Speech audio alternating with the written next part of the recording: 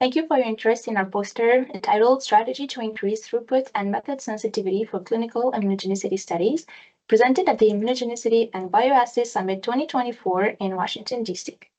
My name is Louiza Yaddaden, Senior Scientist in Immunogenicity at Altasciences, and I will give you a brief overview of the work we have conducted. Past phase 1 clinical trials, analysis of a large number of biological samples over several years requires a higher throughput and a thorough life cycle management of critical reagents. Here, we discuss an approach to increase turnaround time and reduce sources of variability by coating several plates simultaneously using a coating stabilizer, which is also beneficial in reducing nonspecific binding.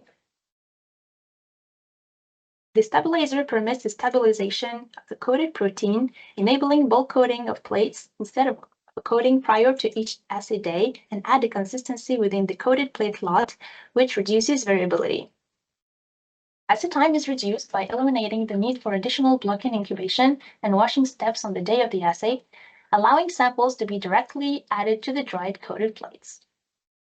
The advantages of this strategy were computed to savings in coating material by 33% and in reducing assay time by 40%, in addition to opportunity for automation by using LHS liquid handling station. In this indirect ELISA format without acid dissociation, the anti-drug antibodies were captured by an immobilized peptide and detected using an HRP-labeled cocktail of species-specific antibodies. During peptide immobilization, an immunoassay stabilizer was employed to preserve the peptide's conformation and simultaneously block the plate surface. As this format is prone to nonspecific binding, the use of the stabilizer was demonstrated to be advantageous. The study evaluated the effects of various blockers in assay diluent, such as buffer A, casein blocker in PBS, and 5% BSA in PBS, with and without stabilizer on the nonspecific binding. The most significant impact was observed while using the blocker casein in PBS, as the background response was improved in the buffer and matrix conditions, confirming the advantage of testing various buffers in method development, as the impact of the stabilizer is buffer dependent. Additionally, reduced variability was observed in the individual matrix lot responses when using the coating stabilizer with the blocker casein in PBS. Impact of coating stabilizer on sensitivity and drug tolerance was also evaluated. An increase of 40% in low and high positive control signal to noise was observed, which indicates better access to the positive control to the coated peptide, which resulted in a significant improvement of assay sensitivity.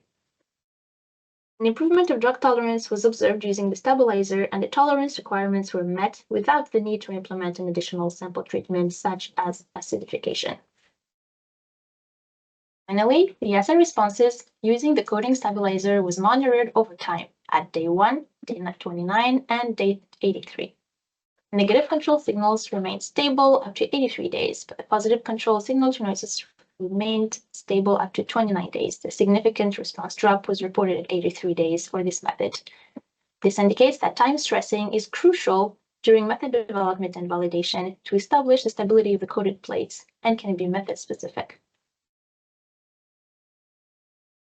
Throughput is an important consideration for immunogenicity studies, considering a 3-tier analysis. Any strategy to reduce timelines is worth considering. The coating stabilizer was proven to be effective up to 29 days with a specific method, which resulted in 25% increased throughput. Using coating stabilizer facilitates the implementation of automation, as it removes the need for overnight coating under refrigerated conditions.